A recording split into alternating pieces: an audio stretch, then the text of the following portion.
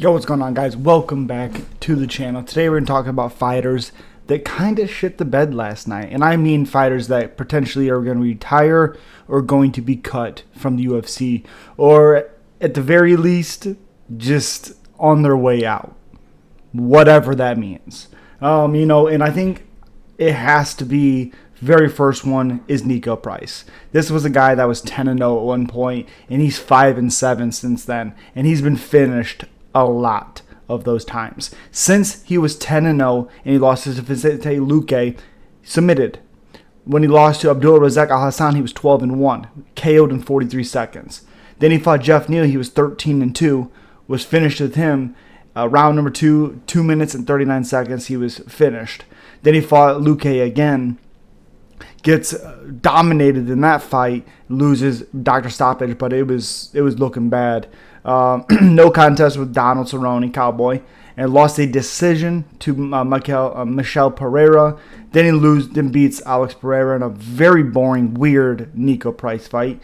Fights Phil Rowe, loses to him in the third round after having success, and then loses to Robbie Lawler in 39 seconds. So he's been finished every single time besides what's his freaking name? Michel Pereira, which some people thought Nico Price won.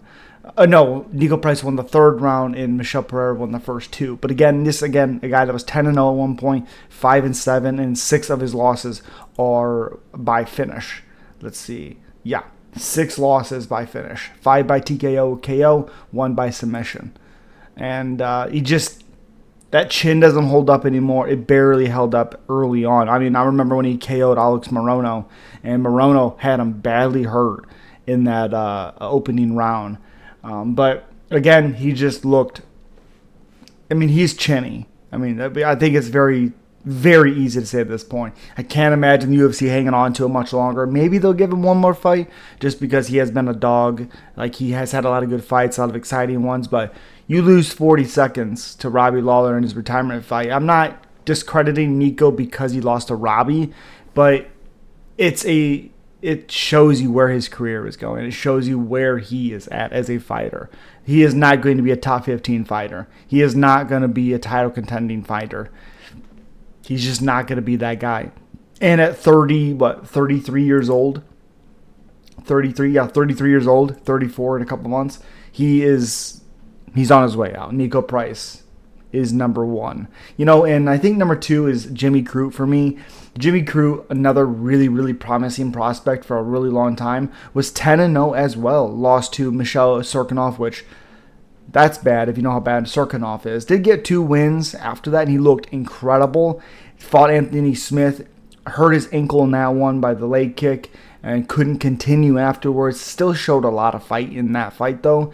And then loses to Jamal Hill. He just looked really bad. Alonzo Menifield looked very chinny. And then last night, it didn't look very great. Looked like worried to pull the trigger. And this was a guy coming into the UFC Contender Series KO. Paul Craig submitted Paul Craig, which is unbelievable to say. And then he finishes Sam Alvey, and that was the first time Alvey had been finished.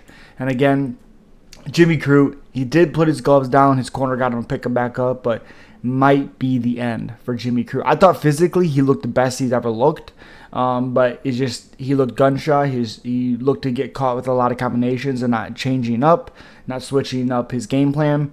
Not very good. Jimmy Crute, number 2. Number 3 is Marcin Prachnio. Marcin Prachnio came into the UFC with a lot of hype around him. When he first came into the UFC, he was 13-2. Lost to Sam Alvey, got destroyed by Magomed Ankalaev, then gets KO'd by Mike Rodriguez. 3 KOs in a row. Again, a guy that had big hype around him coming in, And then he fights Khalil Roundtree. Ike Villanueva, wins both of those. Loses to Felipe Lins in kind of a lackluster fight. Felipe Lins looked pretty good. Then he fights William Knight, but Knight didn't fight that night. He chose not to do anything.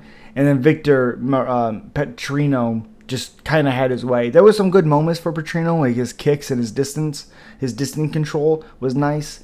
But as soon as Petrino was like, yeah, I'm just going to go, he could go and hurt Prachnio. I thought Prachnio actually was going to get finished a little bit earlier, so I guess good job for him on that part. But he's what, 34? Yeah, 34 years old. I mean, he's 3-5 in the UFC. So I mean, Prachnio, number 3 on this list. And then I think the last one is Shannon Ross. Shannon Ross is honestly lucky to be in the UFC. He's 0-2 in the UFC, but he's also 0-1 on the Contender Series. He lost his Contender Series fight, shouldn't have been here, but he got a short notice fight. He lost to Steve Erceg back in 2020. First, he loses his Contender Series fight against Vincius Salvador. Lost to him in the second round. He didn't really look good in that fight either. And he only had 1-1 after losing to Steve Erceg, and that was Donovan Friedlow. Loses to Vincius. Somehow gets a short notice fight against Gleison Rodriguez. Maybe because the first one with Salvador was kind of back and forth for a little while, but he didn't really look that good in that fight either. And then he fights Jesus, and you gotta think, 3 finishes in a row, 3 KOs in a row. Probably the end of the road for Shannon Ross. He didn't look good. He hasn't looked good in any of his fights. Granted, we haven't seen much. I mean, the Rodriguez one was 59 seconds in round 1, and that Aguilar one last night was 17 seconds. So, not good. Not good. But those are the 4 fighters I think on their way out. I think are not really going to go anywhere. I don't think there's any progression these fighters can really make. But let me know what you guys think down below. Comment, let me know. Subscribe, like, and comment, and all those things. Let's talk about it. As always, become a member of the channel. Get a bunch of badges, a bunch of new videos, all those good things. Let me know what you guys think. See you at the next one. Peace.